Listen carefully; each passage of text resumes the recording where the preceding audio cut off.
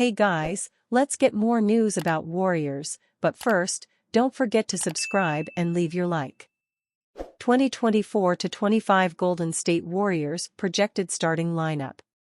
The Golden State Warriors are heading into the 2024-25 season with a sense of transition after a disappointing 46-36 finish last season, resulting in a 10th-place finish in the Western Conference and a play-in tournament exit.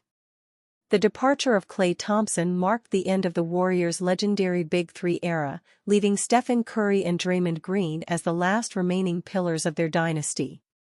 While the core is aging, the Warriors are looking to rebuild around Curry and Green, alongside a promising young core of players. Though their championship window may be closing, the Warriors will hope for a bounce-back season and a return to the playoffs.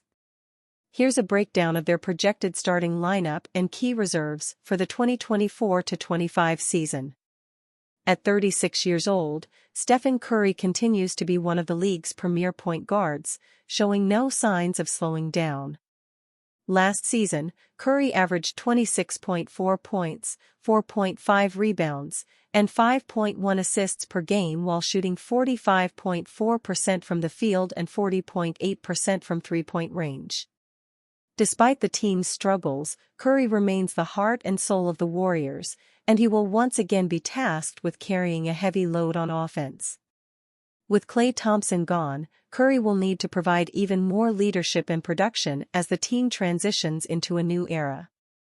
Backing up Curry is DeAnthony Melton, a solid offseason addition who brings defense and versatility to the Warriors' backcourt. Melton can defend both guard positions and will provide valuable minutes off the bench.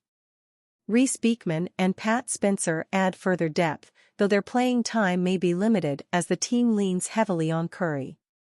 Andrew Wiggins enters the 2024-25 season looking to regain his all-star form.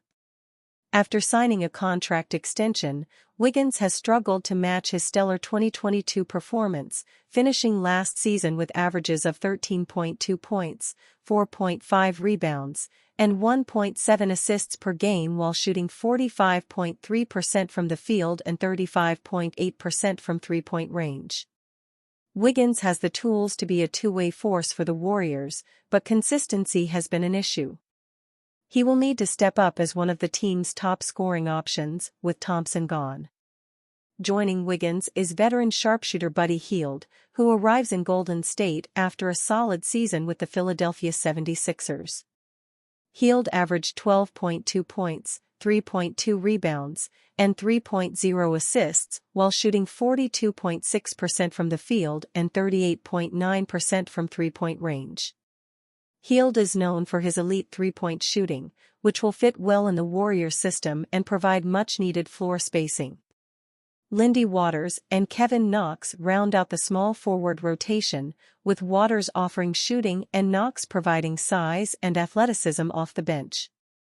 Former Warriors guard got a truly odd contract from playoff team in free agency. Plenty of free agency contracts made sense this offseason, including that of the Golden State Warriors' three major acquisitions into DeAnthony Melton, Kyle Anderson, and Buddy Hield. Then there's those contracts that were shocking but for a good reason from a team perspective. The market dictated that Tyus Jones and Gary Trent Jr. were ultimately available for minimum contracts, proving huge steals for the Phoenix Suns and Milwaukee Bucks respectively. Then there's those contracts that don't make a whole lot of sense, even if there's not too much downside for the team. One former Warrior player fits into that basket, at least considering the season he was coming off. This time last year, Corey Joseph was viewed as a savvy veteran signing for Golden State on a one-year minimum contract. The veteran point guard could come in and be a reliable third option behind Stephen Curry and Chris Paul, and even potentially play beside one of them given his capacity as a catch-and-shoot threat. Unfortunately, the reality was very different. Joseph struggled to make any meaningful impact, having quickly drawn criticism from fans in the limited minutes he did play. The Canadian averaged 2.4 points, 1.2 rebounds, and 1.6 assists across 26 games for the Warriors, shooting 35.9% from the floor and 31% from three-point range. The numbers show Joseph's minutes weren't a complete disaster from a team perspective, but by February Golden State were happy to trade him in a cost-cutting move that also netted them a late second-round pick. The Indiana Pacers quickly waived Joseph before playing a game, and he didn't land on another team either over the remainder of the season. So after comfortably his worst year since his rookie season, and being another year older, you could have been mistaken for thinking Joseph's career may have been in some trouble. But instead he wound up on the Orlando Magic by mid-July, not just on a one-year contract but with a team option on the second year as well. Unsurprisingly for Warrior fans, it was hard for their Magic counterparts to be overly excited. Philip Rossman-Reich of Orlando Magic Daily wrote that Joseph being part of the rotation would probably hint at something going terribly wrong. At the same time, it's hard to be overly critical. Joseph does give a young team some veteran experience and knowledge with their final roster spot. Why did it have to be a 2-year contract though? There was simply no need for that from the Magic's perspective, and they're highly unlikely to pick it up unless Joseph's locker room presence really does prove that valuable.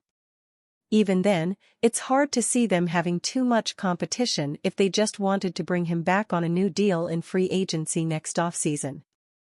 It's not as if the Warriors or really anyone should particularly care about the Magic signing Joseph, but it's still one of the underrated oddities of the summer given his form last season. What was the trade involving NBA star Karl Anthony Towns? What team will he play for? One of the NBA's biggest stars will change teams for the 2024-25 league season. Power forward Karl Anthony Towns was traded to the Minnesota Timberwolves and will play for the New York Knicks. The Charlotte Hornets entered as the third team in the trade, receiving a player and compensation in the draft to maintain the financial salary limit of the teams involved in the trade. Karl Anthony Towns will be a player for the New York Knicks, while forward Julius Randle and shooting guard Donte DiVincenzo will go to the Minnesota Timberwolves. The Wolves will also receive a first-round draft pick via the Detroit Pistons in return. The Charlotte Hornets will receive former Knicks player Daquan Jeffries. With Towns' departure, the tendency is for Wolves to have shooting guard Anthony Edwards as their franchise player, the team's main player. A possible starting lineup contains Mike Conley, Anthony Edwards, Donte DiVincenzo, Julius Randle and Rudy Gobert. KTA, as he is known in the NBA, was drafted by the Minnesota Timberwolves in 2015 as the first overall pick. In his first season, he was chosen as Freshman of the Year. He was also chosen on 4 occasions to be in the league's All-Star squad. In the 2019-20 season, he had his best scoring average for the Timberwolves, with 26.5 per game. His best rebounding average was in the 2018-19 season, with 12.4 per game. The player averaged a double-double in 6 of his 9 NBA seasons. Despite his height, Towns is 2.13 m. The player was champion of the NBA three-point tournament in 2022. The player also has an impressive record. He is, alongside legends Kareem Abdul-Jabbar, Tim Duncan, Elgin Baylor and David Robinson, is the only one to reach 8,000 points, 4,000 rebounds and 1,000 assists in less than 360 games. The athlete was never an NBA champion with the Timberwolves. The team's best campaign with Towns was precisely in the 2024 playoffs, in which they reached the Western Conference Final, but lost 4-1 to the Dallas Mavericks. And you, fan? What do you think of the situation of Karl Anthony? Leave your opinion in the comments.